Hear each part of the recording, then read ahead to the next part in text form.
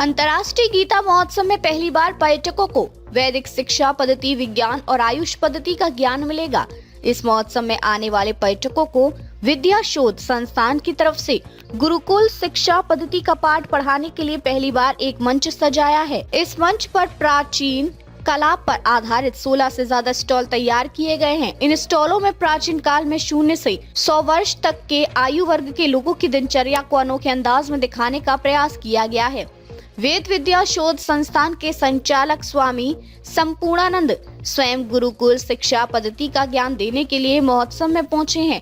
अंतर्राष्ट्रीय गीता महोत्सव में पहली बार दक्षिण दिशा में वीवीआईपी घाट पर विद्या शोध संस्थान की तरफ से लोगों को गुरुकुल शिक्षा पद्धति और प्राचीन आयुष पद्धति का ज्ञान देने के लिए स्टॉल लगाए गए हैं।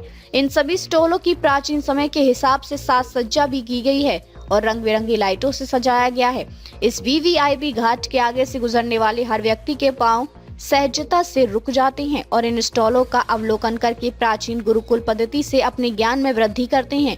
संपूर्णानंद ने कहा कि इस प्रदर्शनी के माध्यम से 0 से 100 वर्ष तक की आयु के जीवन को विभिन्न भागों में बांटकर प्रदर्शित किया गया है। इसके साथ ही समाज के उत्थान के लिए गुरुकुल में दी जाने वाली शिक्षा पद्धति को शामिल किया गया है। उन्होंने कहा कि मौजूदा समय में समाज में संस्कार विलुप्त होते जा रहे हैं। विद्या शोध संस्थान कुरुक्षेत्र की तरफ से तो सनातन संस्कृति रक्षक एक अब की बार प्रदर्शनी लगाई है जो गुरुकुल शिक्षा पद्धति और 16 संस्कार के ऊपर है। तो इसमें 0 से लेकर के 100 साल तक का पहले कैसे जीवन का विभाग होता था उसके ऊपर है और गुरुकुल में क्या क्या सिखाया जाता था और वो सीख करके समाज में वो आकर के क्या क्या बच्चे योगदान देते थे उस सारे के ऊपर एक प्रदर्शनी है। और एक विशेष काम जो आज समाज के अंदर से बिल्कुल विलुप्त हो गया है वो है संस्कारों का। इस बात के लिए सारा संसार चिंतित है कि युवाओं में, बच्चों में, आगे हमारे मनुष्यों में संस्कार नहीं आ रहे।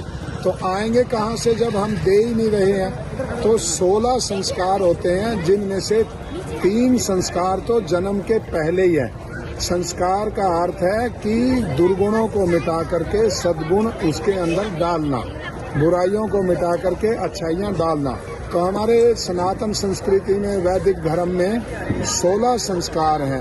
महर्षि चरक ने संस्कार की परिभाषा की है, संस्कारो ही गुणांतराधानम, कि गुणों को आधान कर देना और दुर्गुणों को मिटा देना। जैसे हमारे घर पे कोई रात को मेहमान आ जाए, सब्जी ठंडी हो गई या उसको थोड़ा सा बासी हो गई तो ऐसे कैसे उठा करके थोड़े दे देंगे, उसमें छौंक लगाएंगे, गरम करेंगे, तड़का लगाएंगे, अर्थात उसके अंदर गुण डाल दिए, उसका थोड़ा सा रूपांतरण कर दिया।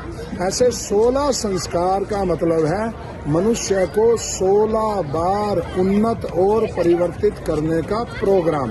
जैसे सरकार, इसके 2 पक्ष हैं, एक भौतिक पक्ष है, एक आध्यात्मिक पक्ष है। सरकार बांध बनाती है, रेल बनाती है, भवन बनाती है और अलग अलग प्रकार के सरकार उपक्रम चलाती है मनुष्य को सुखी करने के लिए। पर संस्कार जो है उसको उन्नत करते हैं, जिसके लिए बांध, रेल, मोटर, कार, ये सारी भौतिक उन्नति की जाती है। मकान बनाया जाता है, मकान बहुत ऊंचा बन गया, बहुत बड़ा मकान बन गया, बहुत सुंदर बन गया, पर उसमें रहने वालों का क्या स्तर है?